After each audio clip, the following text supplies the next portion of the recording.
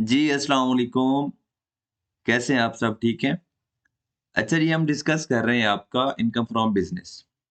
Last lecture में हमने ये वाला सेक्शन स्टार्ट किया था, आपका ये हेड ऑफ इनकम स्टार्ट किया था, जिसकी हमने चैप्टर में थोड़ा-सा फर्स्ट लेक्चर में थोड़ा-सा इंट्रोडक्शन लिया था कि इनकम फ्रॉम बिज़नेस क्या होता है, कुछ बेसिक रूल्स पढ़े थे टैक्स के एंड हमने फॉर्मेट डिस्कस किया था कि हमारा ऑब्जेक्टिव क्या है, कि इस चैप्टर में हमने सीखना क्या है, फाइनल हमारा जो एक आंसर होना है, जो हमने एक फाइनल प्रोडक्ट हमने जो निकालनी है, सीखनी है, वो क्या होनी है? उसको मैंने आपको फॉर्मेट बनाकर भी सिखाया था। आज की इस वीडियो में हम जो चीज़ पढ़ने जा रहे हैं, वो आपकी सिर्फ़ इनकम फ्रॉम बिज़नेस के लिए हेड के लिए नहीं, income from property, income from other sources and income from capital gain के लिए भी इम्पोर्टेंट है। वो किस तरह से?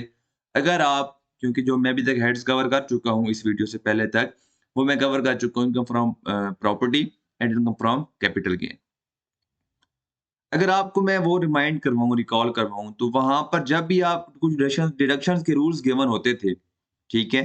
जैसे कि अगर आप इनकम फ्रॉम प्रॉपर्टी की बात कर लें, तो वहाँ पर डिडक्शंस अलाउड कि ये वाली डिडक्शंस अलाउ होती हैं, आप इनकम फ्रॉम प्रॉपर्टी के अगेंस्ट आप वो लेस कर सकते हैं। तो वहाँ पर उन्होंने कोई 10-12 पॉइंट्स लिखे हुए थे, जो उन्होंने सबसेक्शन डाले हुए थे, जो उन्होंने बताया था ये एक्सपेंस इस तरह होगा तो आपको अलाउ होगा, इस तरह होगा तो अलाउ होगा। एंड पर लास्ट पैराग्राफ में लिखा हुआ था कि provisions of section 21 also applies, मतलब कि जो ऊपर लिखे हुए हैं वो तो चीजें हैं, वो आपको अलाउ हो जाएंगी, लेकिन अगर ऊपर वाली चीजों को जब आपने एक्सपेंडिचर किया होगा, अगर आपने वो एक्सपेंडिचर करते हुए सेक्शन 21 वाले रूल्स को आपने फॉलो नहीं किया होगा, तो वो आपको वो रेलेवेंट एक्सपेंस डिसअलाउ हो जाएगा। ठीक है? तो आज हम वो सेक्शन, हम वो रूल्स, वो जो पॉइंट्स हैं कुछ इम्पोर्टेंट, जो हमारे इस सेक्शन के लिए, इस हेड के लिए तो इम्पोर्टेंट है ही है। ओवरऑल हमारे इनकम फ्रॉम जो हमारा इनकम टैक्स है, उसके लिए भी बहुत इम्पोर्टेंट है। वो डिस्कस करने जा रहे हैं। उसके डिस्कशन को स्टार्ट करने से पहले, अगर आपने मेरी वीडियोज़ से कुछ सीखा है, अगर आपको कुछ फ़ायदा हुआ है, तो आप अपनी कम्युनिटी में जो भी वो आईसीएमए का है, वो एसीसीए का है, अगर वो एसीसीए में होकर पाकिस्तान का टैक्स पढ़ रहा है। अगर वो पिप्फा का है या सीए का, तो आप ज़ाहिर-सी बात है वो फ़ॉलो कर ही रहे होंगे। आप उनसे शेयर करें, उनका भी फ़ायदा हो जाएगा। वीडियो को लाइक ज़रूर किया करें और कमेंट्स में अपना फ़ीडबैक भी दिया करें। इससे थोड़ी-सी मोटिवेशन मिलती है कि हाँ जी, यार मैं कुछ मेहनत कर रहा हूँ, तो किसी का फ़ायदा भी हो रहा है। अगर आप सिर्फ़ फ़ायदा लेकर खामोश हो जाएँगे, तो मुझे पता नहीं चलेगा कि आपको कोई फ़ायदा हो रहा है कि नहीं हो रहा। तो मेरी जो रेगुलरली वीडियोज़ अपलोड करने की मोटिवेशन है, वो ख़त्म हो जाती है। ठीक है ना? अगर आप चाहते हैं कि रेगुलरली टैक्स के अलावा मैं यहाँ पर और भी सब्जेक्ट्स के, अकाउंटिंग के, ऑडिट के या बिज़नेस लॉ वगैरह के, कंपनी लॉ वगैरह के लेक्चर्स अपलोड करूँ, तो थोड़ा-सा मोटिवेट किया करें मुझे। कमेंट्स में कुछ अच्छा-सा फीडबैक दिया करें, वीडियोज़ को लाइक किया करें, शेयर किया करें अपने जो भी आपके हल्के अहबाब हैं, ताकि मोटिवेशन मिले, मुझे लगे कि हाँ यार, कोई देख रहा है, कोई सुन रहा है, किसी को फ़ायदा भी हो रहा है। तो फिर मुझे मोटिवेशन मिलेगी और मैं रेगुलर बेसिस पर टैक्स तो कंप्लीट करूँगा और साथ में हो सकता है कि मैं कंपनी लॉ या ऑडिट या एफएआर1 एटसेट्रा का क्रैश कोर्स भी स्टार्ट कर लूँ। ठीक है? जी, हम अब चलते हैं, आगे बढ़ते हैं। आज का जो मोस्ट इम्पोर्टेंट टॉपिक है आपके पेपर पॉइंट ऑफ व्यू से, आपका जो चारों हेड्स को जो कवर करता है, उस पे जो अप्लाई होता है, ख़ास तौर पे बिज़नेस में, तो वो हर तरफ से लिंक कार्य ही कर रहा होता है, ठीक है? तो अब हम कंटिन्यू करते हैं कि वो सेक्शन 21 है क्या? आपकी आईकैप की बुक है, उसका जो पेज नंबर है आपका 109, वहाँ से स्टार्ट होता है। जी, एक-एक पॉइंट डिस्कस करेंगे, विद डिटेल्ड एग्ज़ाम्पल्स डिस्कस करेंगे। इंशाल्लाह ये पढ़ने के बाद, ये लेक्चर सुनने के बाद, इस सेक्शन के रिलेटेड आपको किसी किस्म की कोई कन्फ्यूजन नहीं रहेगी। मैं इस सेक्शन को या इस जो आपका आज का ये कॉन्सेप्ट है, जो टॉपिक है, जो 10-12 पॉइंट्स हैं, जो रूल्स उन्होंने बताया मैं एक्सपेंस क्लेम करने के लिए लाज़मी है। इतने हम डिटेल में पढ़ेंगे कि इसके बाद आप किसी भी क्वेश्चन में आने वाली प्रोविज़न को ईज़िली क्या कर सकते हैं, टैकल कर सकते हैं, सॉल्व कर सकते हैं। जी, सेक्शन 21 कहता क्या है? Section 21 of the ordinance provides that no deduction shall be allowed in computing the income of a person under the head of in under the head income from business for। जी, ये जो उन्होंने बताए हैं कि ये वाले जो सारे रूल्स उन्होंने यहाँ पर लिखे हुए हैं, 2-3 पेजेस बनते हैं, वो आपको अलाउ नहीं होंगे। यहाँ पर क्योंकि हम पढ़ रहे हैं स्पेसिफिकली इनकम फ्रॉम बिज़नेस के अकॉर्डिंगली, तो इसीलिए वो यहाँ पर सॉरी इनकम फ्रॉम बिज़नेस का वर्ड यूज़ कर रहा है। अगर मैं आपको इनकम फ्रॉम प्रॉपर्टी में लेकर जाऊँ, इनकम फ्रॉम प्रॉपर्टी, जी, ये देखें।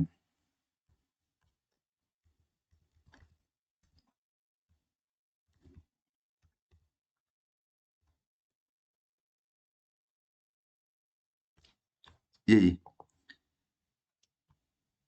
ये देखिए, the provisions of income from business related to deduction allowed shall apply in the same manner as they apply in the, ठीक है, समझ आ गई आपको बात कि ये जो हमारा प्रोविजन है सेक्शन 21 वाली, वो सारी की सारी यहाँ पर भी अप्लाई होंगी। ठीक है, अगर हम जाएं अदर सोर्स में, इनकम फ्रॉम अदर सोर्स में, जी,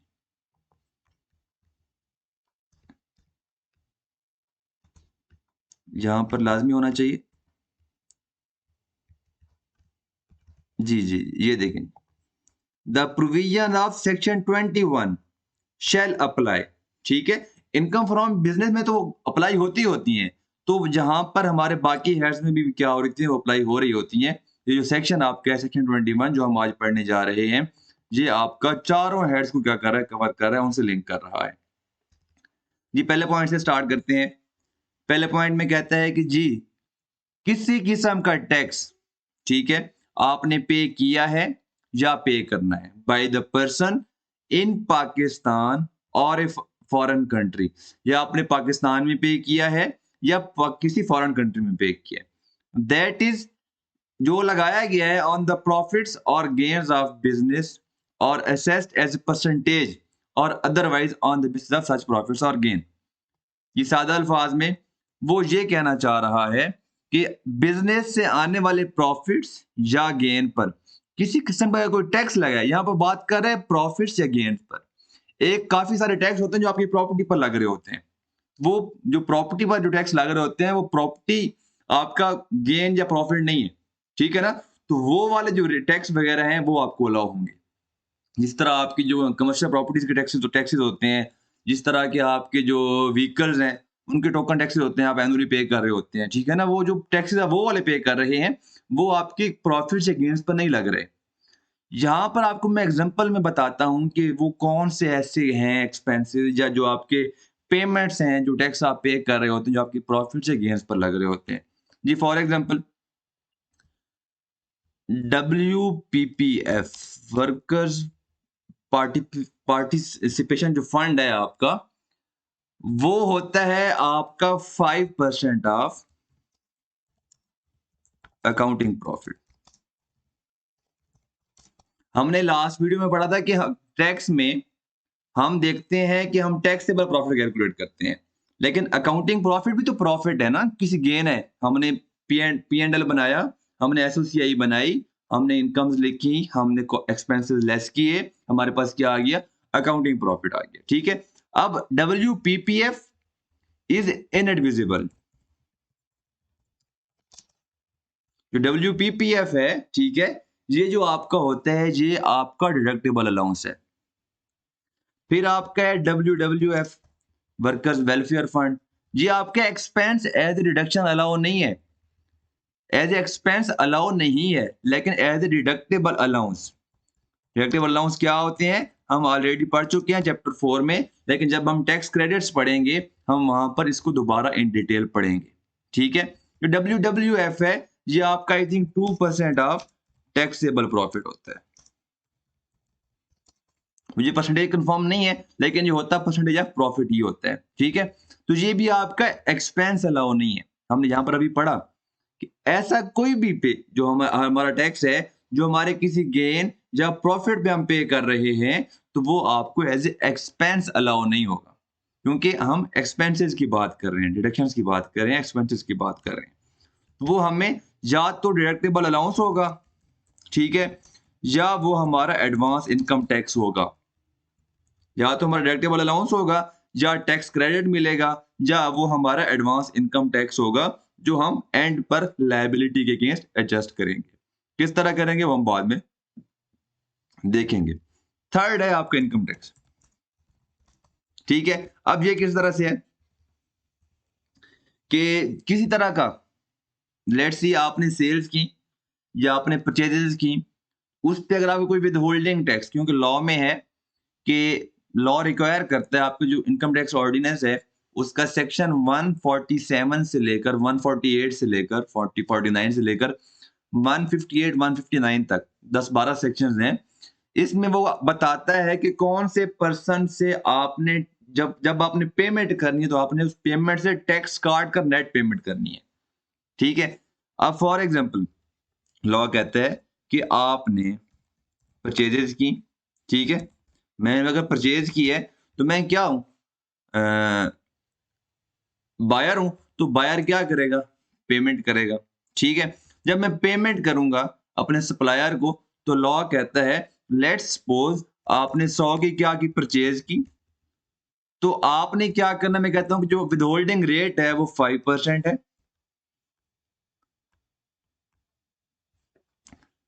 ये टैक्स है आपका, ठीक है, और आप वो लॉ कहता है कि आपने नेट पेमेंट करनी है। ठीक है, ये मेरे पास टैक्स कितना बन जाएगा 5, जो मैं पेमेंट करूंगा नेट, ये मेरी बनेगी 95 की। ठीक है, अब यहां पर जो मैंने टैक्स विदहेल्ड किया है ये सप्लायर का है। सिमिलरली अगर मैं सेल करता हूं 150 की, 160 की, अब क्योंकि मेरा मेरा जो बायर है, जो मेरा कस्टमर है, वो मुझे पेमेंट करेगा अगर वो प्रिस्क्राइब्ड पर्सन है। अगर उसको लॉ ने कहा है कि आपने टैक्स विदहेल्ड करना है 5%, मैं क्या देता हूँ 5% के हिसाब से ये बनता है मेरा 8 रुपीज। तो जो मैं नेट पेमेंट जो मुझे होगी, नेट रिसीट्स, ठीक है, वो क्या होगी, वो मुझे होगी 152। अब मैं इसकी एंट्री क्या करूंगा, मुझे कैश रिसीव हुए 152 डेबिट, ठीक है, और मेरी जो सेल हुई है वो तो हुई है कितने की, वो हुई है मेरी 160 की। जो यहां पर 8 रुपए हैं, क्या ये मेरा एक्सपेंस है? जी नहीं, ये मेरा एक्सपेंस नहीं है, ये मेरा एडवांस इनकम टैक्स है। क्योंकि हमारा टैक्स में ऑब्जेक्टिव क्या होता है टैक्स पढ़ने का, कि मैं अपनी सारी इनकम्स कैलकुलेट करूं, ठीक है, टोटल इनकम कैलकुलेट करूं, उसमें से मैं डिडक्टेबल अलाउंसेस को लेस करूं, मेरे पास क्या आ जाएगी, टैक्सेबल इनकम आ जाएगी, उस पर मैं रेट अप्लाई करूंगा। मैं अभी टैक्स क्रेडिट्स को इग्नोर कर रहा हूं, उस पर मैं टैक्स रेट अप्लाई करूंगा, मेरे पास टैक्स पेबल आ जाएगा। जो मेरे पास टैक्स पेबल आता है सारी वर्किंग करने के बाद,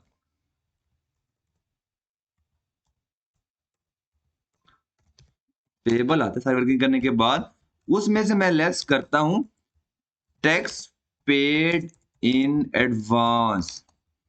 अब एडवांस टैक्स कौन सा हो सकते हैं, कौन कौन से हो सकते हैं, मेरे पास विदहोल्डिंग टैक्स, इस तरह भी हमने यहां पर पढ़ा, ठीक है, और मेरे पास कौन सा हो सकता है, अगर आप देखें तो आपके पास दूसरा हो सकता है जब आप इलेक्ट्रिसिटी बिल पे करते हैं। अगर आप कभी अभी अपने घर में देखें, अपना इलेक्ट्रिसिटी बिल उठाएं, गैस का बिल उठाएं, ठीक है, पानी के वाटर बिल उठाएं, उसके ऊपर आपके एक होते हैं बिल की अमाउंट होती है, और एक होता है उसके ऊपर इनकम टैक्स होता है, उसके ऊपर सेल्स टैक्सेस होते हैं, ठीक है। जो इनकम टैक्स है वो हम यहाँ पर देख रहे हैं, तो advance tax paid on utility bills,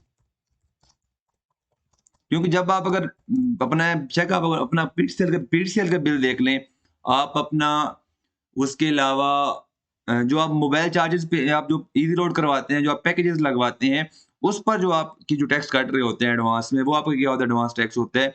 similarly जो आपके इसके अलावा बनता है प्रॉफिट ऑन डेट हो जाता है, सॉरी टैक्स ऑन प्रॉफिट हो जाता है। सिमिलरली ये भी जो आपका इस 2022 में एक अभी आपके सिलेबस में वो चीज़ नहीं है, मैं एग्ज़ाम्पल दे रहा हूँ। वो है कि अगर आप 1 मंथ में 25,000 से ज़्यादा इंटरनेट बैंकिंग के थ्रू पेमेंट करते हैं, मीन्स आप ऑनलाइन बैंकिंग के थ्रू पेमेंट करते हैं, अगर 25,000 के से ज़्यादा, तो आपका 0.1% क्या कट जाएगा, आपके टैक्स को बैंक काट कर गवर्नमेंट को जमा करा देगा। अब मेरा एडवांस टैक्स है, टैक्स ऑन इंटरनेट, और यहाँ पर बहुत सारे एग्जांपल्स हैं, ठीक है ना? तो मैं क्या करूंगा, लेट्स सपोज मेरे पास ये 100 बन गया, 150 बना था, ये मेरे सारे जो एडवांस टैक्स बनने हैं मिला मिलू के, ये मेरे बने हैं टोटल 90 रुपीज। जो मैंने नेट पे करना है गवर्नमेंट को वो 150। अब मेरी जो टोटल लाइबिलिटी थी 150 रुपए थी, लेकिन गवर्नमेंट मुझसे डिफरेंट मीन्स के थ्रू ऑलरेडी 90 रुपए का इनकम टैक्स वो क्या कर चुकी है, कलेक्ट कर चुकी है।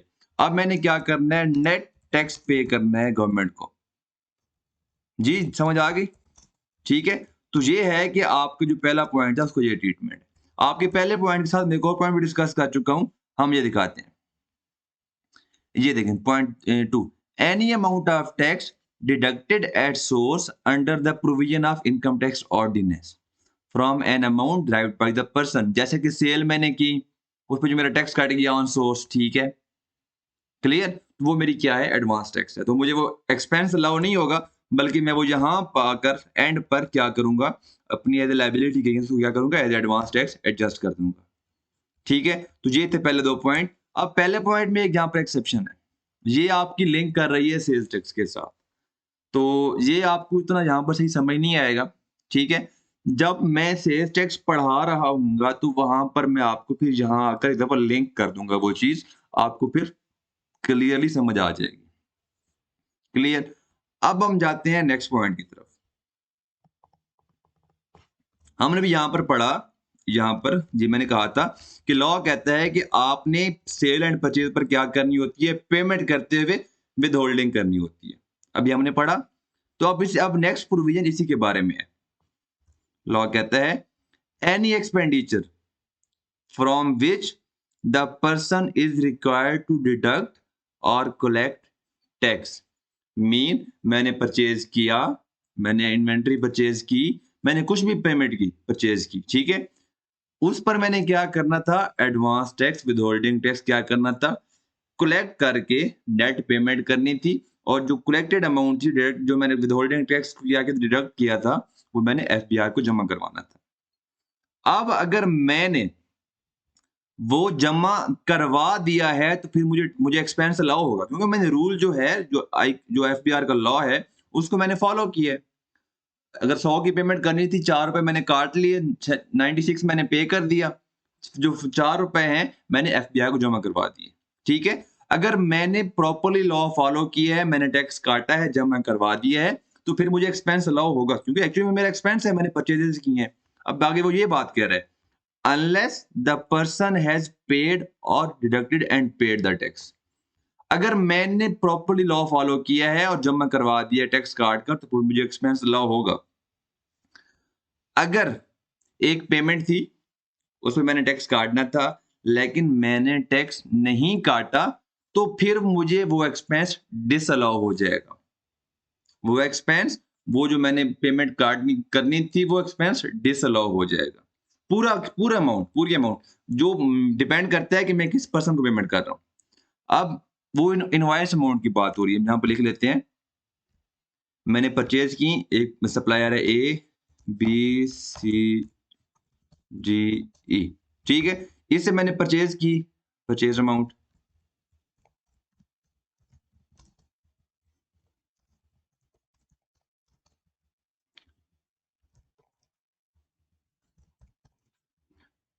एक लाख 50,000,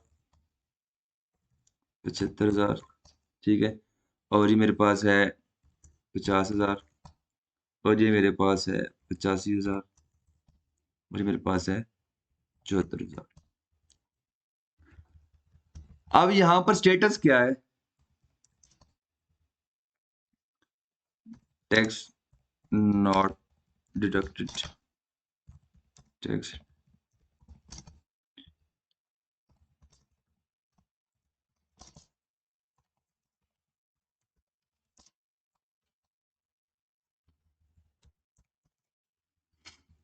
अब आपके माइंड में आना चाहिए कि ये मैंने जो जो थर्ड सी है, इसको मैंने खाली क्यों छोड़ दिया, क्योंकि वहां पर इसने लिखा हुआ है कि अगर आपने टैक्स काटना था तो आपको टैक्स काटना चाहिए था, ठीक है, तो अगर नहीं काटा तो आपको वो अलाउ नहीं होगा। उसको यहां पर ये भी बताना चाहिए था कि जनाब कितनी पेमेंट में मैंने टैक्स काटना है, ठीक है, तो वो है कि अगर आप एक सप्लायर से, एक पर्सन से, एक कस्टमर से 75,000 एक टैक्स ईयर में, पर्सन कितने? एक पर्सन। अगर आप एक पर्सन से एक टैक्स ईयर में, ठीक है, टोटल परचेज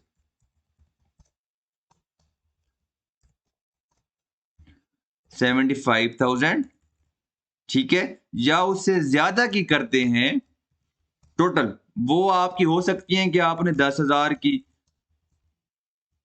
8 ट्रांजेक्शन की हो। पॉसिबल है ना, पॉसिबिलिटी है। आप हो सकता है 10,000 की 8 ट्रांजेक्शन की हो, 80,000 बन गया। हो सकता है कि आपने 8,000 की, 15,000 की, 12,000 की डिफरेंट टाइप परचेज की हो। लॉ कहता है कि टैक्स ईयर में आपने एक पर्सन से अगर 75,000 या उससे ज्यादा की पेमेंट की है, तो आपको उस पर क्या करना है? उस बंदे से टैक्स कलेक्ट करके या टैक्स विदहेल्ड करके नेट पेमेंट करनी है। तो आपने क्या करना है? Withholding is required. क्लियर? अब यहां पर 1,50,000, ठीक है, जो हमारे यहां पर पॉइंट था, जो है कि मैंने पेमेंट की, एक सप्लायर था ए, उसे मैंने परचेज किया 1,50,000 रुपए की पूरे साल में। अब मैंने टैक्स नहीं काटा, तो ये एक्सपेंस हो जाएगा डिसअलाउड।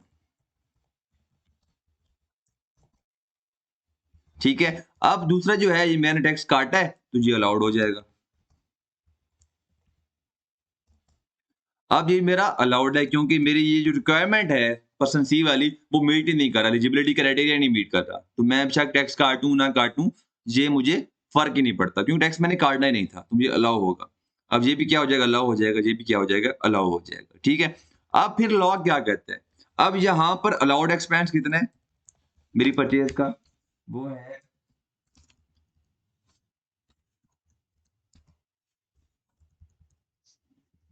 सॉरी, ये होगा मेरा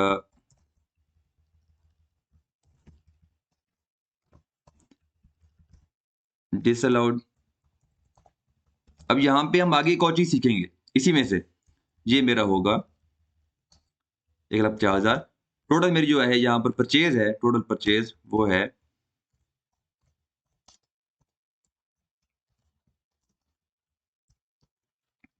अब यहाँ पर आप देखें, अभी तक के मुताबिक मैंने टोटल परचेज की 4,34,000 रुपए की, जो उसमें से 1,50,000 रुपए पे मैंने जब सिर्फ इतने तक जो प्रोविजन है, जब मैंने पढ़ी, तो मैंने अप्लाई की, तो 1,50,000 क्या हो गया? मेरा डिसअलाउ हो गया।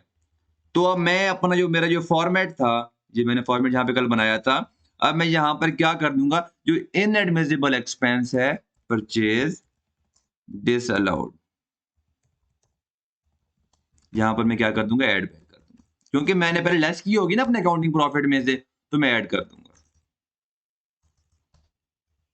1,50,000। ठीक है। अब हम चलते हैं थोड़ा सा आगे, इसी के साथ है, provided that disallowance in respect of purchase of raw materials and finish goods.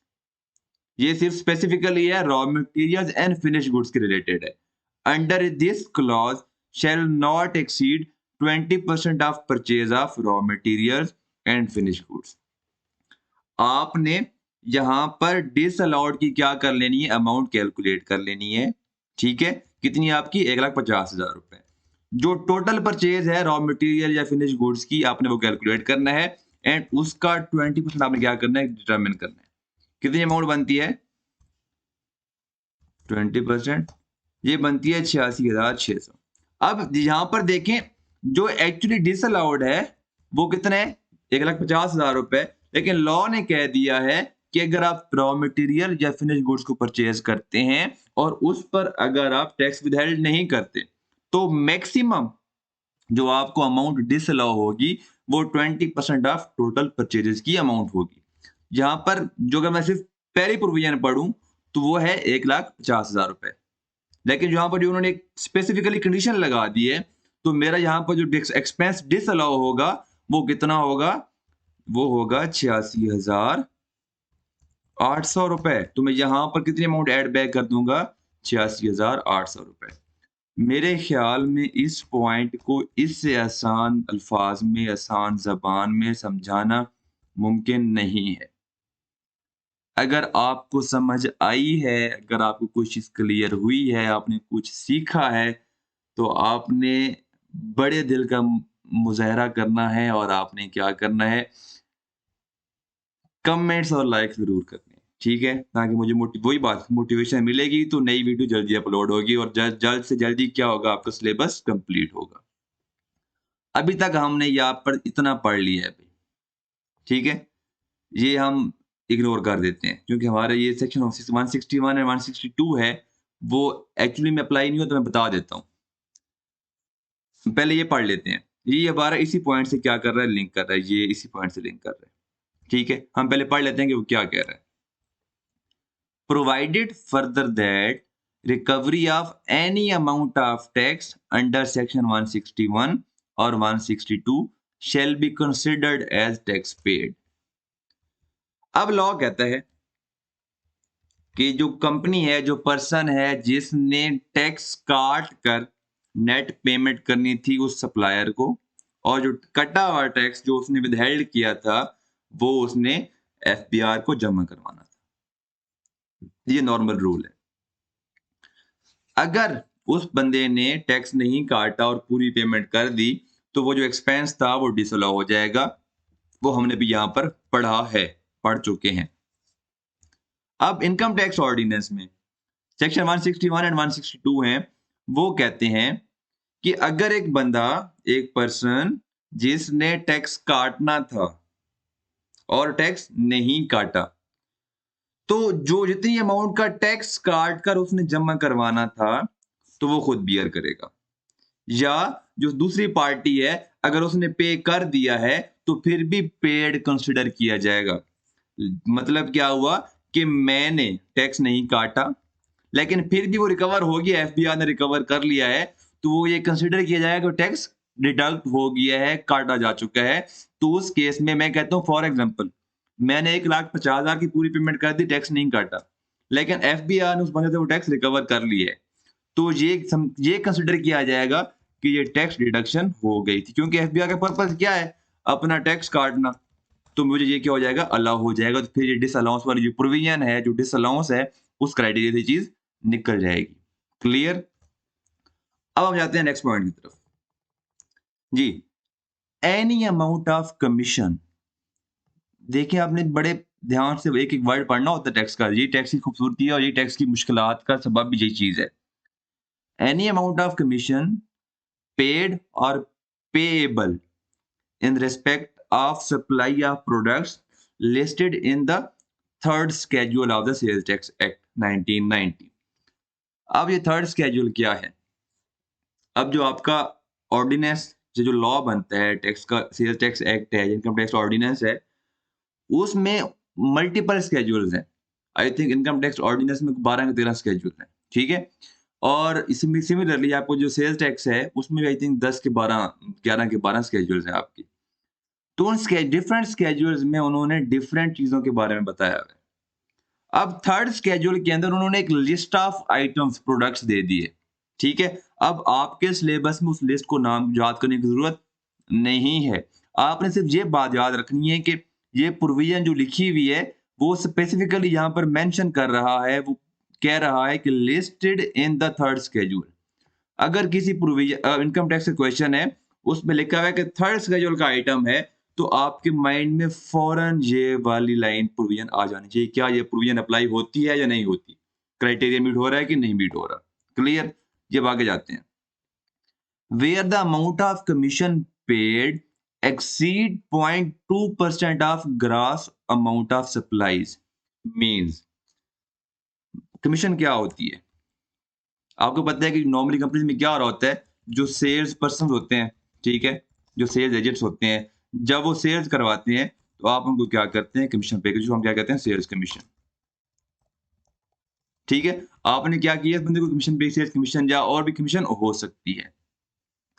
तो उस बंदे ने जितनी सेल्स करवाई होंगी, ठीक है ना?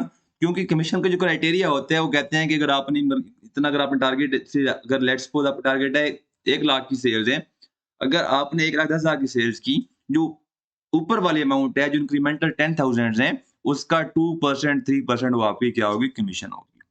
ठीक है? तो यहाँ पर वो कह रहा है, जो सप्लाइज़ की वैल्यू होगी ग्रॉस, ठीक है? उसका 0.2% क्या होगी? आपको अलाउ होगी। लेकिन कैसे? Of the gross amount of supplies, ठीक है? ये उन्होंने लिमिट बता दी है।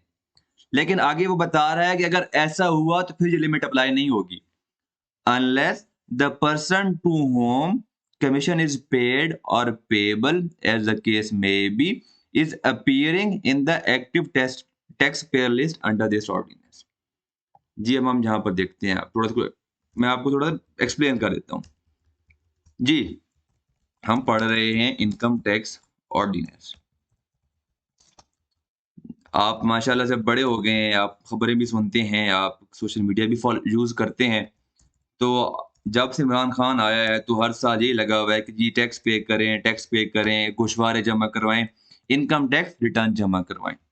तो हम क्या करवाते हैं? टैक्स रिटर्न जमा करवाते हैं, ठीक है? अब टैक्स रिटर्न जमा अगर करवाते हैं, तो क्या करवाते हैं, ठीक है? उसमें हम अपनी सारी इनकम जो हेड्स हैं, हम अभी पढ़ेंगे आगे जाके ना, हमारा चैप्टर 14 है, रिटर्न्स असेसमेंट एंड अपील, उसमें हम पढ़ेंगे। तो जब जो बंदे इन शॉर्ट शॉर्ट करते हैं, जो बंदे रेगुलरली रिटर्न जमा करवाते हैं या इस साल रिटर्न जमा करवाई है, तो एफबीआर उनकी लिस्ट देता है कि जनाब इस साल इन बंदों ने क्या करवाई है, इनकम टैक्स रिटर्न जमा करवाई है। वो जो लिस्ट होती है उसको हम कहते हैं एक्टिव टैक्स पेयर्स की लिस्ट। ये इमरान खान ने आकर ये नाम चेंज किया है, एफबीआर इमरान खान की गवर्नमेंट ने, इसको उन्होंने नाम दे दिया है एक्टिव टैक्स पेयर्स की लिस्ट, ठीक है ना? Active tax payers. उससे पहले वर्ड यूज़ होता था फाइलर्स, मतलब जो अपनी रिटर्न फाइल करते हैं या जिन्होंने फाइल की है, वो होते हैं फाइलर्स। और दूसरे होते थे नॉन फाइलर, मतलब जिन्होंने अपनी इनकम टैक्स रिटर्न जमा नहीं करवाई। तो मतलब एक्टिव टैक्स पेयर्स, ठीक है? दूसरा है नॉन एक्टिव, या हम कह देते हैं फाइलर, नॉन फाइलर। अब क्योंकि ये नाम खत्म हो गया है, तो समझाने के लिए फाइलर कौन? जो जिसने इनकम टैक्स रिटर्न जमा करवाई है। नॉन फाइलर या जो एक्टिव टैक्स पेयर की लिस्ट में अपीयर नहीं हो रहा, उसको कहते हैं नॉन फाइलर। मीन्स अगर मैंने कमीशन पे की है, कमीशन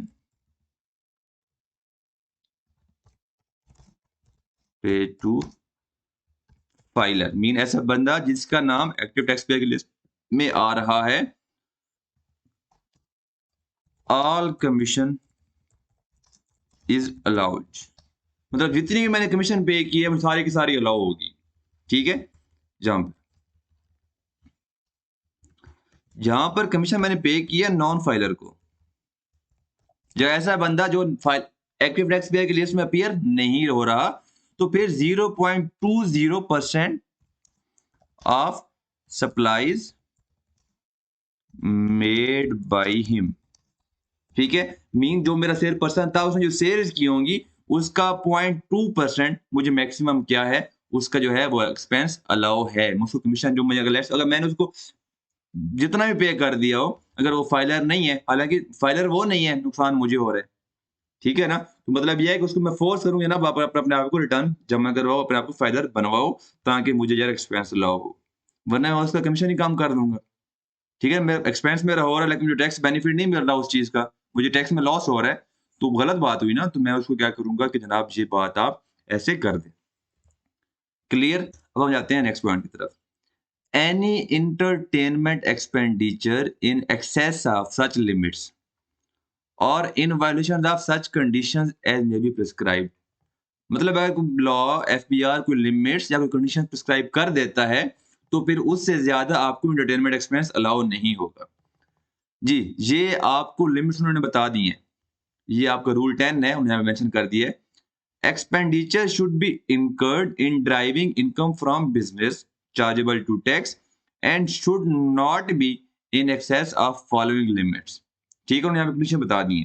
पहली condition, such expenditure is incurred outside Pakistan on entertainment in connection with business transactions, ठीक है? कि पाकिस्तान से बाहर कोई फंक्शन था, कोई मीटिंग थी या वफ़द गया हुआ था बाहर, कंपनीज़ के डायरेक्टर्स जाते रहते हैं, बोर्ड ऑफ डायरेक्टर्स जाते रहते हैं, तो वहाँ पे जो एक्सपेंडिचर हुआ सारा का सारा आपको अलाउ है। और allocated as head office expenditure, या हेड ऑफिस पर कोई एक्सपेंडिचर हुआ है जो बिज़नेस पर्पज़ के लिए हुआ है, बिज़नेस ट्रांज़ैक्शंस के लिए हुआ है, तो वो आपको अलाउ है। ठीक है? Next, incurred in Pakistan on the entertainment of foreign customers and suppliers।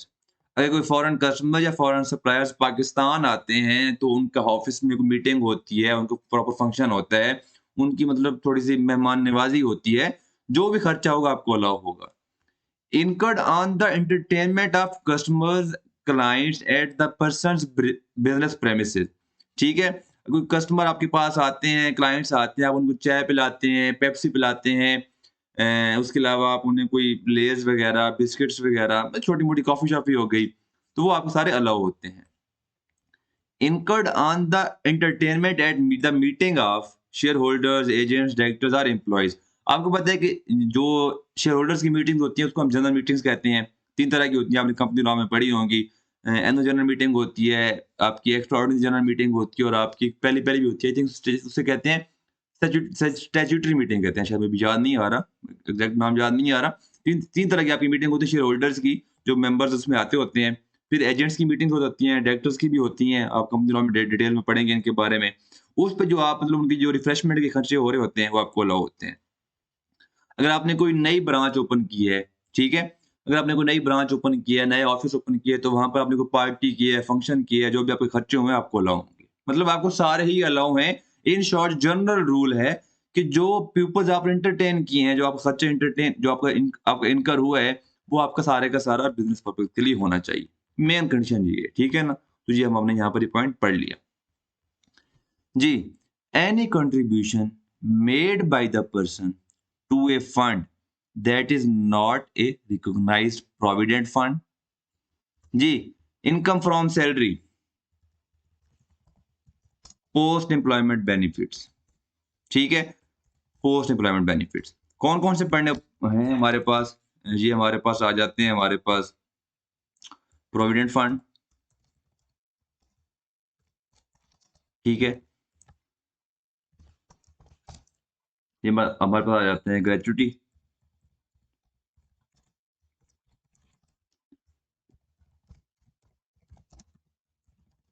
ठीक है, ये हमारे पास ये 2 3 4 सुपर एनुएशन।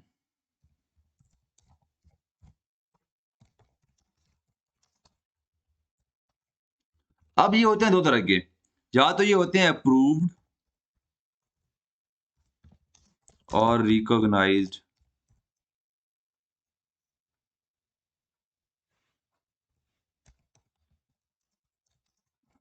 एफपीआर, जो जहाँ अप्रूव नहीं होते, जहाँ पर में नॉट रिकॉग्नाइज्ड।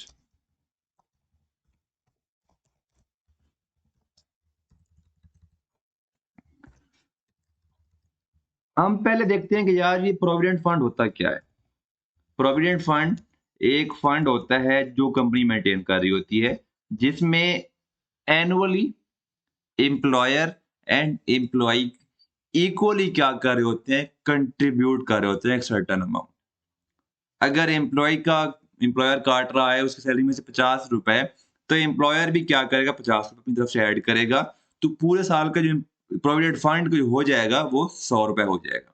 लेकिन क्योंकि ₹50 तो वो काट रहा है प्रोविडेंट एम्प्लॉयी की सैलरी से, जिसको वो ऑलरेडी एक्सपेंस क्लेम कर चुका है सैलरी एक्सपेंस के अंदर। जो एम्प्लॉयर का कंट्रीब्यूशन है, जहाँ पे हम बात करते हैं एम्प्लॉयर ब्यूशन, जो मेन चीज़ हम डिस्कस कर रहे हैं, अगर अप्रूव्ड और रिकॉग्नाइज्ड फंड है बाय एफपीआर, तो जो एम्प्लॉयर का कंट्रीब्यूशन होगा एनुअल, वो आपको अलाउ होगा। ठीक है? जब आपको एनुअल एक्सपेंडिचर अलाउ हो रहा है, कंट्रीब्यूशन अलाउ हो रहा है, तो जब आप पेमेंट करेंगे, जब एम्प्लॉयी छोड़कर जाएगा या एम्प्लॉयी रिज़ाइन करेगा या रिटायर होगा, तो तब आप पेमेंट कोई कोई ट्रीटमेंट नहीं होगा। क्योंकि आप उसको कंट्रीब्यूशन को क्या कर रहे हैं, एक्सपेंस क्लेम कर रहे हैं। ग्रेच्युटी फंड भी क्या हो जाएगा, आपको अलाउ हो जाएगा। जो सुपर एन्युएशन फंड है, वो आपको क्या हो जाएगा, अलाउ हो जाएगा। लेकिन जो ग्रेचुइटी स्कीम है always allowed on payment basis. आपकी बुक में नहीं लिखी हुई, मैं यहाँ पे लिख रहा हूँ, तो ये आप अपने पास नोटों में नोट्स बना रहे हैं, जो उसमें आप ये क्या करें, इंक्लूड कर लें। हम बात कर रहे हैं एम्प्लॉयर की कंट्रीब्यूशन की, ठीक है? ये 2 आपकी जो हैं कंट्रीब्यूशन पे आएँगे। ये तो आपको वैसे मैंने लिख दिया कि allowed, always allowed on payment basis. ये अप्रूव्ड है या अप्रूव्ड नहीं है। जी, यहाँ पर अगर हमारा जो प्रोविडेंट फंड है रिकॉग्नाइज्ड नहीं है, तो जो एम्प्लॉयर कंट्रीब्यूशन है वो डिसअलाउ हो जाएगा।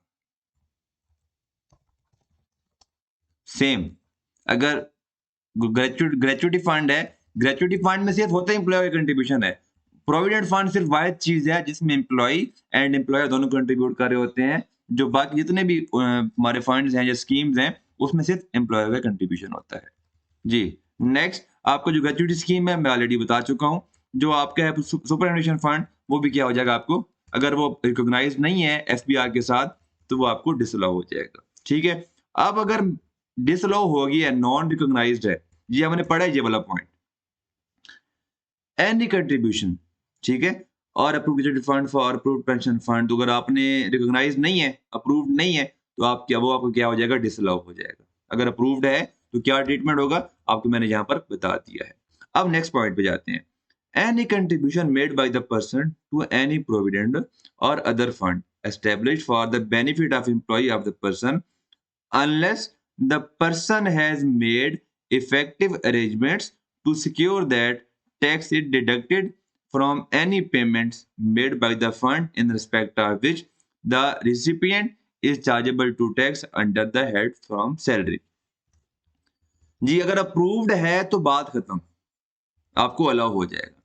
अगर अप्रूव्ड या रिकॉग्नाइज्ड नहीं है, अगर अप्रूव्ड या रिकॉग्नाइज्ड नहीं है, तो फिर आपने क्या करना है, आपके पास यहाँ पे कंडीशन है कि अगर आपकी जो सारी की सारी जो आपकी पेमेंट्स की अरेंजमेंट्स हैं, अरेंजमेंट्स कौन-सी होती हैं कि जब आप पेमेंट करेंगे, तो आप उस पर टैक्स विथहेल्ड करेंगे। अगर आप वो सारी जो रिक्वायरमेंट्स हैं, जो अरेंजमेंट्स हैं, अगर आपने मेंटेन की हुई हैं, अगर आप ड्यूटीज़ फुलफिल कर रहे हैं, आपको वो अलाउ हो जाएगा।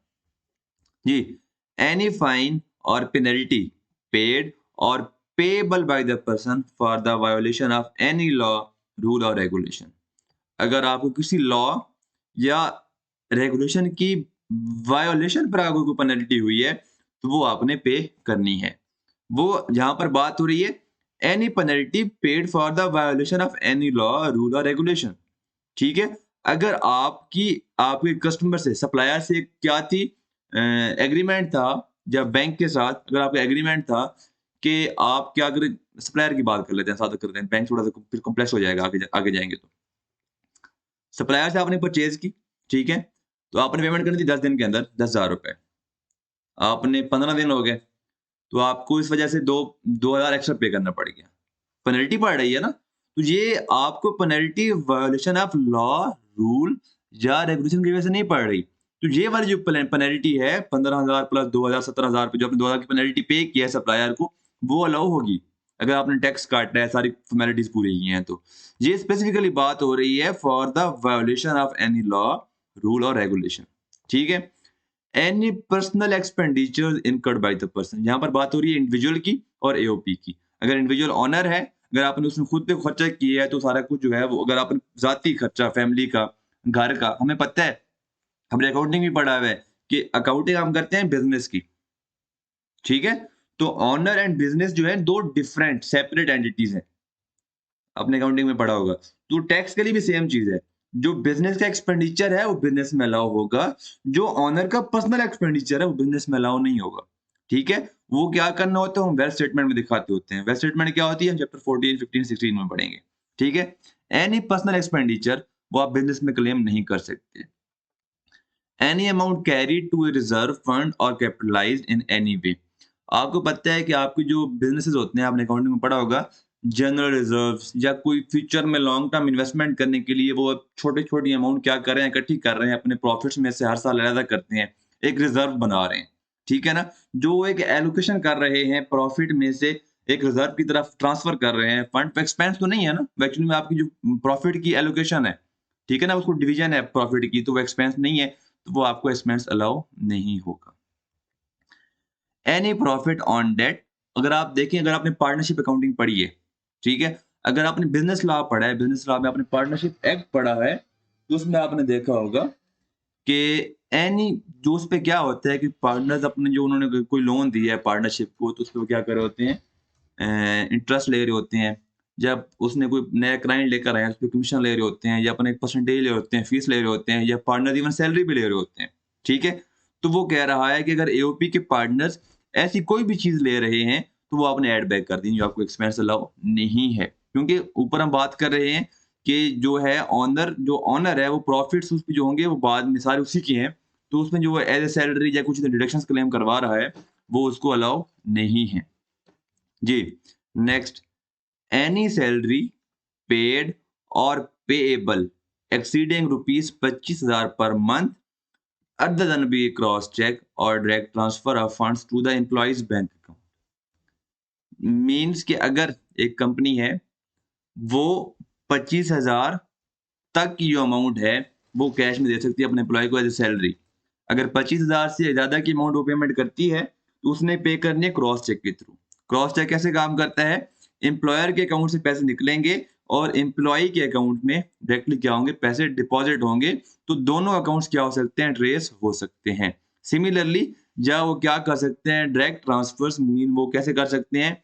इंटरनेट बैंकिंग के थ्रू भी कर सकते हैं, क्योंकि वो भी क्या होते हैं, डायरेक्ट अकाउंट टू अकाउंट पैसे ट्रांसफर होते हैं। तो अगर आप 25,000 से अबव कोई अमाउंट कैश में पे करते हैं, तो पूरे की पूरी सैलरी, लेट्स सपोज़ मैंने पे की है सैलरी, एक सैलरी थी, एम्प्लॉयी था ए, एक था बी। इसको मैंने पे की 70,000, ठीक है? इसको मैंने पे की 56,000। ए को मैंने पे की कैश में, बी को मैंने पे की चेक के थ्रू, ठीक है? सी भी था, सी को मैंने पे किया 24,000 कैश में, ठीक है? डी था, ये मेरा था 22,000 चेक के थ्रू, ठीक है? अब जो 70,000 मैंने कैश में पे किया है, 70,000 जो फुल अमाउंट है, ये हो जाएगी डिसअलाउड। 70,000 की जो फुल अमाउंट है, ये सारी की सारी क्या हो जाएगी, डिसअलाउ हो जाएगी। जो नेक्स्ट है 25,000 के ऊपर जो मैंने पेमेंट अगर चेक के थ्रू की है, बेशक मैं सैलरी 10 लाख ही क्यों नहीं दे रहा, चेक सैलरी में 1 करोड़ ही क्यों नहीं दे रहा, थ्रू क्रॉस चेक पे की है 25,000 से अबव, मुझे अलाउ हो जाएगी। 24,000 है, बात खत्म, मेरी लिमिट 25,000 की है, अलाउ हो जाएगी, क्योंकि 25,000 से नीचे मैं क्या कर सकता हूँ, कैश में पे कर सकता हूँ। 22,000 है, तो मुझे जो चेक या कैश चेक करने की ज़रूरत ही नहीं है, ये मेरा ऑटोमेटिकली क्या हो जाएगा, अलाउ हो जाएगा। 17,000 मेरे यहाँ पर क्या हो जाएगा, डिसअलाउ हो जाएगा। जी, next point, any expenditure paid or payable of capital nature. जी, आपको मैंने उस दिन बताया था, लास्ट वीडियो के अंदर हमने डिस्कस किया था, वो यहाँ पर दोबारा बात डिस्कस कर रहे हैं। ये बात कि जो कैपिटल रिसीट्स होती हैं, वो आपकी इनकम से नहीं होती, जैसे कि लोन्स आपने रिसीव किए हैं, वो आपकी इनकम से नहीं होती, वो आपके टैक्सेबल नहीं होते, अनलेस अदरवाइज़ अगर लॉ ने स्पेसिफिकली बता दिए, ठीक है ना? जैसे कि अगर हम बात कर लें अपनी इनकम फ्रॉम प्रॉपर्टी की बात कर लें, वहाँ पर जो हमारा नॉन एडजस्टेबल एडवांस है, वो हमारी इनकम तो नहीं होती, कैपिटल रिसीट है, मैंने बाद में रिफंड करना है, रिफंडेबल होता है। लेकिन फिर भी लॉ ने क्योंकि स्पेसिफिकली मेंशन कर दिया है, तो मेरा इनकम है। अदरवाइज़ जनरली अकाउंटिंग में भी वो हमारा इनकम नहीं होती कैपिटल रिसीट्स, एंड टैक्स में भी नहीं होती। सिमिलरली हम अकाउंटिंग की बात करें, तो अकाउंटिंग में भी हमारे जो होते हैं कैपिटल एक्सपेंडिचर्स होते हैं, वो हमारे एसेट्स होते हैं, ठीक है? तो वो हमारे एक्सपेंसेस नहीं होते। एसेट्स को हम क्या करते हैं, फिर डेप्रिशिएट करते हैं या अमोर्टाइज़ करते हैं, जो भी फर्दर हमारे जो उसमें अलाउ होते हैं अकाउंटिंग स्टैंडर्ड्स के अंदर, हम वो ट्रीटमेंट करते हैं। लेकिन हम टोटल अमाउंट को, टोटल जो हमारी कैपिटल की फुल अमाउंट होती है, उसको हम एज़ ए एसेट रिकॉर्ड करते हैं, बजाय एक्सपेंस रिकॉर्ड करने के। तो टैक्स में भी सेम प्रिंसिपल है, जो कैपिटल नेचर की जो पेमेंट्स होती हैं, वो आपको डायरेक्ट डिडक्शंस अलाउ नहीं होती। हाँ, उस पर आप डेप्रिसिएशन, आप उस पर अमोर्टाइज़ेशन, आप उस पर इनिशियल अलाउंस, ठीक है? या अगर कोई प्री कमिटमेंट एक्सपेंडिचर है, उसको हम ट्रीटमेंट बाद में पढ़ेंगे, वो भी आपको 5 साल पर क्या हो जाता है, मीन्स 20% एनुअली आपको वो एक्सपेंस अलाउ होता है, ठीक है? तो ये वो वाली हमारी कंडीशन थी। जी, next point, any expenditure in respect of sales promotion. हम एक पहले भी पढ़ आए हैं तो दोबारा क्यों बात कर रहे हैं सेल्स प्रमोशन की या कमीशन की, ठीक है ना? अब हम देखते हैं कि कोई वजह तो होगी। Any expenditure in respect of sales, promotion, advertisement and publicity in excess of 10%। पहले ऊपर था कमीशन, यहाँ पर है सेल्स प्रमोशन। मैंने कोई एडवर्टाइजमेंट की है, मैंने कोई बिलबोर्ड्स बनवाए हैं, मैंने कोई कैंपेन्स चलवाई हैं टीवी पर या इंटरनेट पर गूगल एडवर्ड्स के थ्रू, ठीक है? वो बात कर अगर कोई ये स्पेसिफिकली है फार्मास्यूटिकल कंपनीज़ के लिए, फार्मास्यूटिकल मैन्युफैक्चरर्स के लिए। अगर फार्मास्यूटिकल डिस्ट्रीब्यूटर है, फार्मास्यूटिकल अगर होलसेलर है, रिटेलर है, उस पर ये अप्लाई नहीं हो रही। ये स्पेसिफिकली अप्लाई हो रही है फार्मास्यूटिकल मैन्युफैक्चरर्स के लिए। उनका जो टर्नओवर होगा, उसका 10% या उससे कम जो एक्चुअल अमाउंट होगी, वो आपको एज़ एक्सपेंस अलाउ होगा। उससे जो एक्सीडिंग अमाउंट होगी, वो डिसअलाउ हो जाएगी। ठीक है? जी, अब हमारे पास जो नेक्स्ट प्रोविज़न है, ये हम बाद में देखते हैं। जो नेक्स्ट दोनों हमारी क्या है, थोड़ी-सी आई थिंक दोनों टफ हैं। चलो दोनों को करना है तो बारी-बारी कर लेते हैं। जी, अब हमारे पास ये सेकंड लास्ट प्रोविज़न है, ये काफ़ी इम्पोर्टेंट है। तो ये देखिए हम पहले समझ लेते हैं। आपको पता है आप अकाउंटिंग माशाल्लाह मास्टर हो गए होंगे, आपने इंट्रोडक्शन टू अकाउंटिंग पढ़ी है, आपने एफएआर 1 के स्टूडेंट होंगे, कैफ 1 के एफएआर 1, तो आपने वहाँ पे भी अकाउंटिंग पढ़ी होगी। आपको पता है कि आपके पास हेड ऑफ अकाउंट्स होते हैं। अब हेड ऑफ अकाउंट्स में आपके पास एसेट्स के अकाउंट्स भी हो सकते हैं, आपके पास इनकम के अकाउंट्स भी हो सकते हैं, आपके पास लायबिलिटी के अकाउंट्स भी हो सकते हैं। हम चलते हैं सीक्वेंस में। एसेट्स के भी हो सकते हैं आपके पास, इक्विटी के भी हो सकते हैं, लायबिलिटी के भी हो सकते हैं, इनकम के भी हो सकते हैं एंड एक्सपेंस के भी हो सकते हैं, ठीक है? अब क्योंकि हम डील कर रहे हैं प्रॉफिट एंड लॉस के साथ, क्योंकि हम कैलकुलेट कर रहे हैं अकाउंटिंग प्रॉफिट से हम चल रहे हैं और हम एडजस्टमेंट्स कर रहे हैं, कुछ एक्सपेंसेस हम अलाउ कर रहे हैं, कुछ डिसअलाउ कर रहे हैं, ऐड लेस कर रहे हैं। तो हमने कहाँ जाना है? हमने जाना है हमने जो नेट जाना है वो हमने जाना है हमारे टैक्सेबल प्रॉफिट्स पे, ठीक है? तो हमारा जो लेन-देन है वो हमारा है इनकम और एक्सपेंस के साथ। क्योंकि हम जहाँ पर बात कर रहे हैं स्पेसिफिकली डिडक्शंस के साथ, तो हमारा जहाँ पे जो सिर्फ़ लेन-देन है इस प्रोविज़न में सिर्फ़ एक्सपेंसेस के साथ है। अब हमारे पास जो हेड ऑफ अकाउंट्स हैं, एक्सपेंसेस के रिलेटेड क्या हो सकते हैं? पहला जो मेरे पास हो सकता है, वो हो सकता है सबसे आसान और सादा अल्फ़ाज़ में रेंट एक्सपेंस। जो आप एंट्री पास करते हैं rent expense debit, rent payable credit या cash credit and so on सारा कुछ। नेक्स्ट आपके पास हो सकता है जी, ये मेरे पास हो सकता है आपके पास इलेक्ट्रिसिटी बिल्स, ठीक है? आपके पास थर्ड हो सकता है जी आपके पास प्रिंटिंग, आपके पास फोर्थ हो सकता है जी आपके पास ये एंटरटेनमेंट,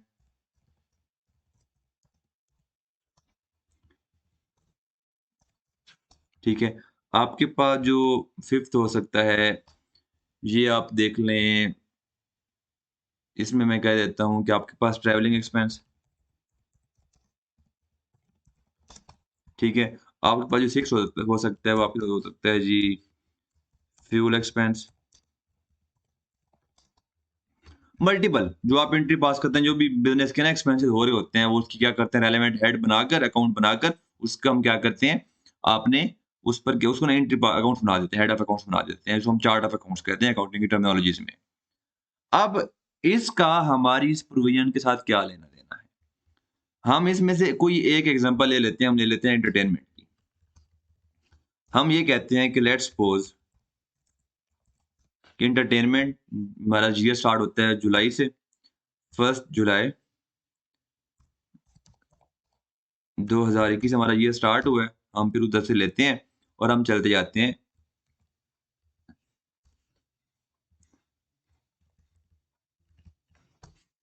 1 अगस्त, 1 सितंबर,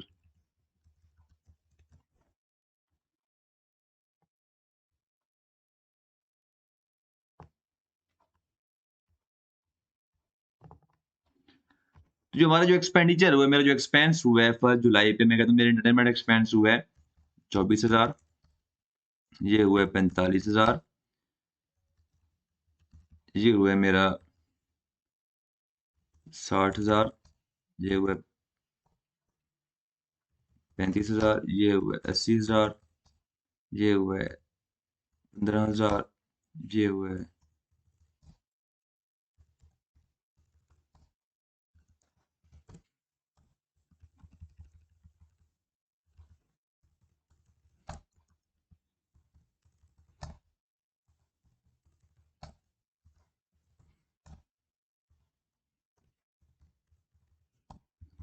तो मेरे जो इस हेड के जो मेरा जो पूरे साल में एंटरटेनमेंट एक्सपेंस हुआ है, वो हुआ है जनाब 4,70,000 रुपए का।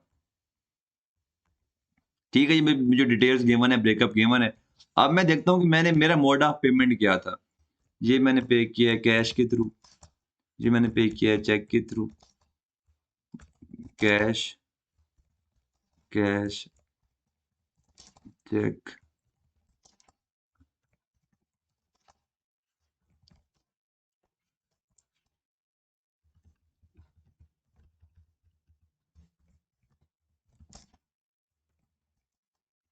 जी। अब ये प्रोविजन क्या कहती है? जो भी हम पढ़ने जा रहे हैं, देखते हैं कि ये प्रोविजन क्या कहती है। ये प्रोविजन कहती है कि किसी भी हेड ऑफ अकाउंट का, ठीक है, अगर total expense for the tax year is greater than 250,000, ठीक है, तो उस केस में जो इंडिविजुअल ट्रांजैक्शंस हैं, अगर 25,000 से ज्यादा की हैं, तो आपने पेमेंट करनी है by cheque, mean cross cheque के थ्रू पेमेंट करनी है। अगर टोटल जो है उस हेड का पूरे साल का, उस हेड ऑफ अकाउंट का, उस जो अकाउंट हमारा हेड है, वो 2,50,000 से कम है, तो बेशक आप कैश पेमेंट करते रहें या जो भी करते रहें, कोई कंसर्न नहीं है हमारा। तो आपने पहले क्या करना है, उस हेड का टोटल देखना है 2,50,000 से कम है, तो सारे का सारा एक्सपेंस अलाउ है। बेशक कैश में पे किया है, चेक में पे किया है। अगर उस अकाउंट का टोटल 2,50,000 से ज्यादा है, ठीक है, तो फिर आपने देखना है कि उसमें से कौन-कौन सी ट्रांज़ैक्शंस हैं, यहाँ पर हम अप्लाई कर देते हैं conditional transaction, highlight, greater than, हम अप्लाई कर देते हैं जी 25,000। जी। अब आप देख रहे हैं कौन-कौन सी ट्रांज़ैक्शंस हैं जो 25,000 से ग्रेटर की अमाउंट है और हमने कैश में पेमेंट की है। आ रही है समझ? 25,000 से ग्रेटर की अमाउंट है और कैश में पेमेंट किया, वो डिसअलाउ हो जाएगी। जी, अब यहाँ पर जो टोटल है वो 4,70,000 है, 2,50,000 से ज़्यादा है। अब मैं जाऊँगा इंडिविजुअल ट्रांज़ैक्शंस की तरफ। जी, 24,000 कैश में पे किए, कोई बात नहीं, 25,000 तक लिमिट है, अलाउड है। 45,000 पे किए, 25,000 से ज़्यादा है, चेक से पे किए, क्राइटेरिया मेट, अलाउ है। 60,000 टोटल 2,50,000 से ज़्यादा है और जो ट्रांज़ैक्शन की अमाउंट है इंडिविजुअल 50,000 से, सॉरी, 25,000 से ज़्यादा है। कैश में पे की है, डिसअलाउड। ठीक है? 35,000 25,000 से ज़्यादा है, डिसअलाउ। 80,000 क्योंकि हमने ये पे किए है चेक के थ्रू, अलाउड। 15,000 अब ये कैश में पे किए, क्योंकि ये क्राइटेरिया 25,000 से नीचे की है, तो अलाउ। ठीक है? अलाउ हो जाएगी। सिमिलरली अगर हम बात करें 90,000 की, क्योंकि ये हमारी क्या है, चेक के थ्रू पेमेंट की है, अलाउ है। 14,500 25,000 से कम है, अलाउ है। 20,000 ये हमें अलाउ है। 25,000 भी हमें अलाउ है। 26,500 क्योंकि हमने पेमेंट किया है थ्रू चेक, हमें अलाउ है। जो 35,000 है ये हमें डिसअलाउ है। ठीक है, अब हम इसको पढ़ते हैं। Any expenditure for a transaction paid or payable under a single account head which in aggregate exceeds 2,50,000। अब जहां पर बात हो रही सिंगल अकाउंट हेड की बात हो रही है, made other than by A cross check drawn on A bank और बाई क्रॉस बैंक ड्राफ्ट, मतलब उसके अपने बैंक अकाउंट में डायरेक्टली क्या करनी है, ट्रांसफर करनी है। जी। अब हम आते हैं नीचे। अब नीचे यहाँ पर कह रहा है कि ऑनलाइन ट्रांसफर जो है, जो बैंक टू बैंक, ठीक है, कि आप जब ट्रेस हो रहा है आपका बैंक और जिस अकाउंट में पैसे गए हैं उस बैंक में अगर पेमेंट ट्रेस हो रही है, आपने ऑनलाइन ट्रांसफर किया, वो भी क्या होगा, क्रॉस चेक ही कंसिडर किया जाएगा।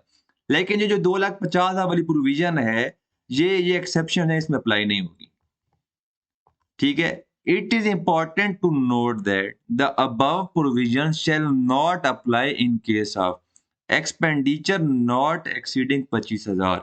ये वही प्रोविजन, अगर 2,50,000 से ज्यादा का अकाउंट है, हेड टोटल जो है हमारा एक्सपेंस है उस अकाउंट का 2,50,000 से ज़्यादा का है, तो फिर हमने देखना है कि जो 25,000 की कंडीशन है, जो 25,000 या उससे कम की मैंने कैश में पेमेंट की होगी, वो मुझे अलाउ हो जाएगी, रिमेनिंग डिसअलाउ हो जाएगी। तो अगर मैं यहाँ पर समरी बनाऊँ कि यहाँ पर जो मुझे डिसअलाउ हुई है किससे एंटरटेनमेंट से, ये मेरी हुई है एक 35,000, ये फिर हुई है एक डिसअलाउ, ये भी 35,000 है और ये 60,000।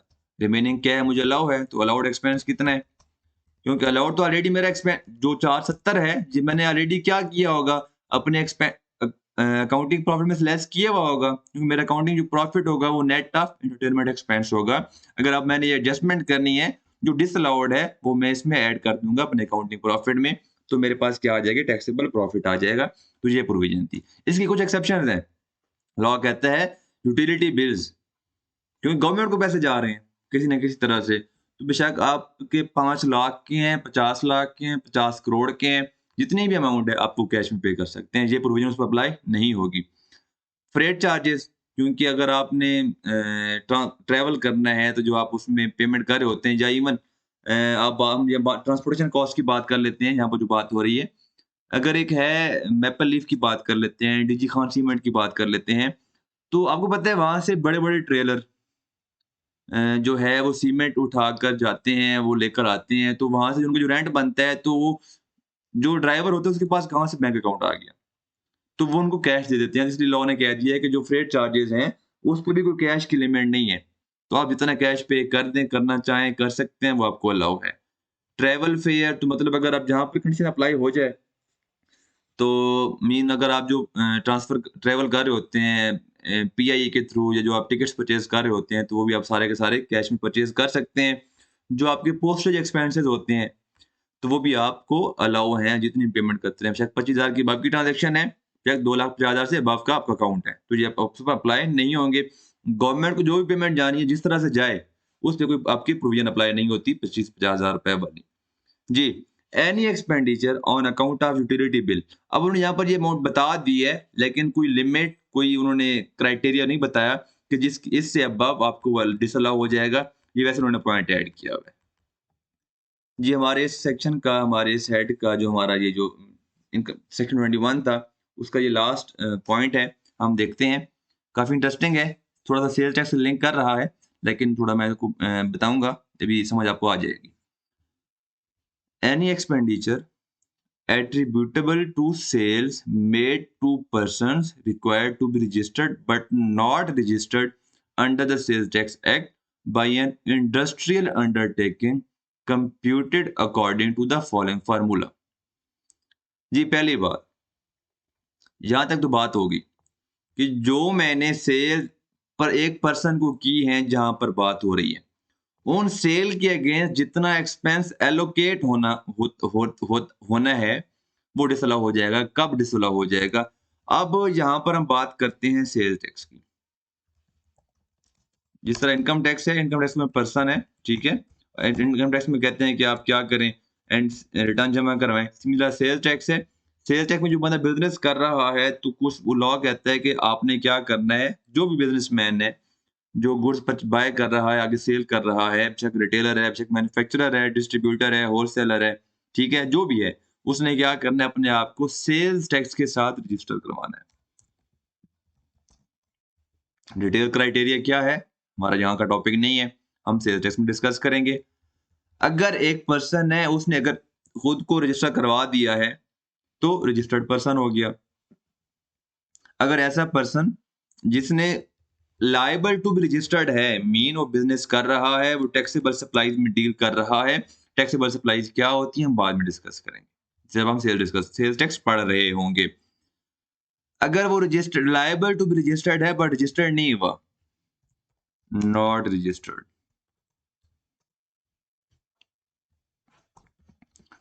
तो लॉ कहता है कि ज़ाहिर-सी बात है, मगर बिज़नेस है, मैं किसी को सेल कर रहा हूँ, तो आगे जो बायर है, या तो कंज़्यूमर होगा, या वो क्या होगा, रिटेलर होगा, या डिस्ट्रीब्यूटर होगा, या वो होलसेलर होगा।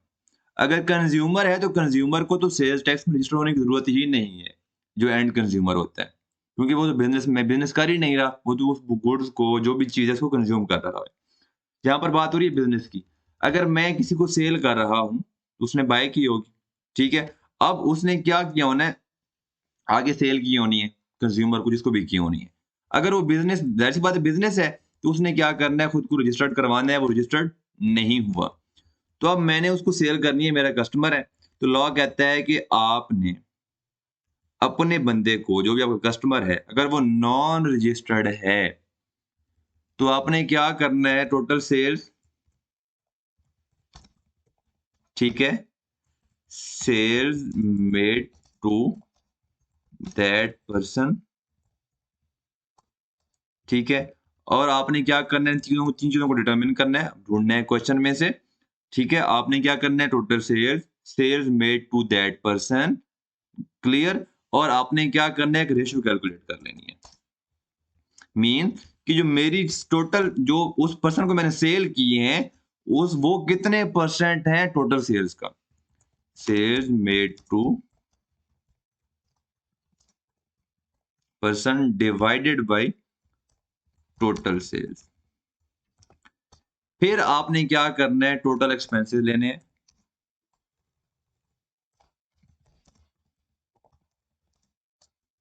यहाँ पर फिर आपने जो डिसअलाउड एक्सपेंस है वो किस तरह कैलकुलेट करना है। पोर्शन डिसअलाउड पोर्शन जो होना है मेरे इस बंदे को एलोकेट होना है। किस तरह से होगा, total expenses multiply by ratio. कौन सी रेशियो, ये वाली रेशियो भी जो मैंने यहाँ पर कैलकुलेट की है ये, ठीक है? ये मेरे यहाँ पर क्या आ जाएगा, डिसअलाउड पोर्शन आ जाएगा। ये फार्मूला है, आपको मैंने बता दिया। अगर आपने एक ऐसे बंदे को सेल्स की हैं जो कि लॉ के अकॉर्डिंगली उसको सेल्स टैक्स में रजिस्टर्ड होना चाहिए था, लेकिन वो नहीं हुआ, तो फिर आपने उसकी जो सेल्स की हैं, इस तरह से आपने क्या करना है, डिसअलाउ अमाउंट का पोर्शन कैलकुलेट करना है। ये कैलकुलेशन थी। एक्चुअली में ऐसे नहीं करना। ये फ़ॉर्मूला ये यूज़ करना है, आगे कुछ कंडीशंस हैं, क्राइटेरियाज़ हैं, अगर वो पूरे हों तो फिर आपने फर्दर जाना है। अगर उससे नीचे की बात है तो फिर आपको एक्सपेंस सारे का सारा अलाउ हो जाएगा। जी, जहाँ पर A over B multiply by C। A is the total amount of deductions claimed under this act. B is the turnover for the tax year and C is the amount of sales exclusive of sales tax and federal excise duty to persons required to be registered but not registered under the sales tax where sales equal or exceed 100 million। जी, अगर non registered person है, ठीक है, और आपने जो sales की हैं वो 100 मिलियन के इक्वल या ज्यादा की हैं, ठीक है, ये अगर उस बंदे को आपने जो सेल की है, अगर वो उसको सेल अगर आप की हैं, इधर आएँ 1 सेकंड।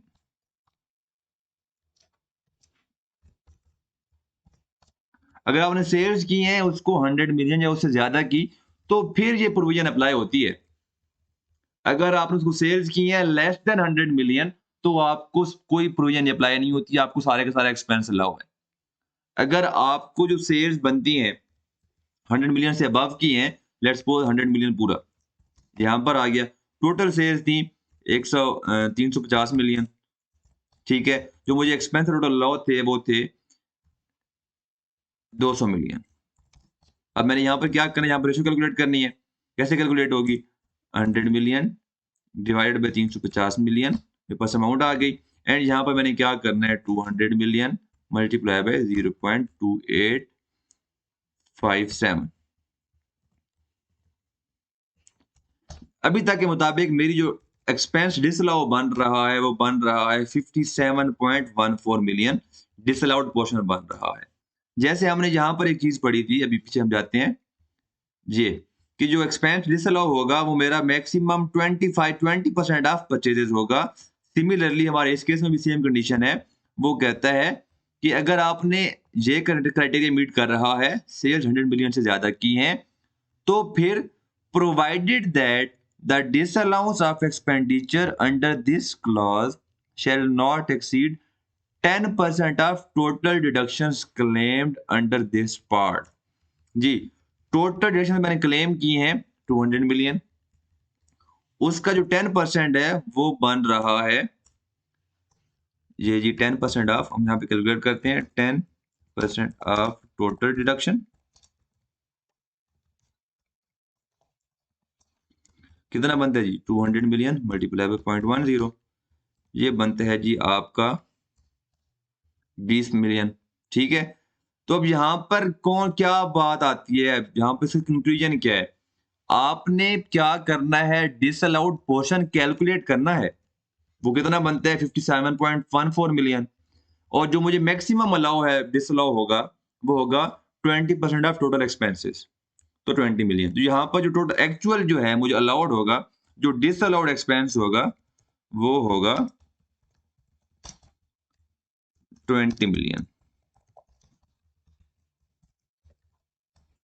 देखिए अब यहाँ पर ये कंडीशन है अगर मैं सिर्फ यही फार्मूला यूज करता तो मेरे पास अमाउंट कितनी बनती थी 57.14 मिलियन की लेकिन उन्होंने यहाँ पे कंडीशन बता दी है तो वो है 10% तो इस वजह से मेरी जो वो हो गई है वो 20 मिलियन पर वो लिमिट लग गई है ठीक है मैं क्या करूँ जो 20 मिलियन है ये अपने मैं अकाउंटिंग प्रॉफिट में ऐड बैक कर दूंगा।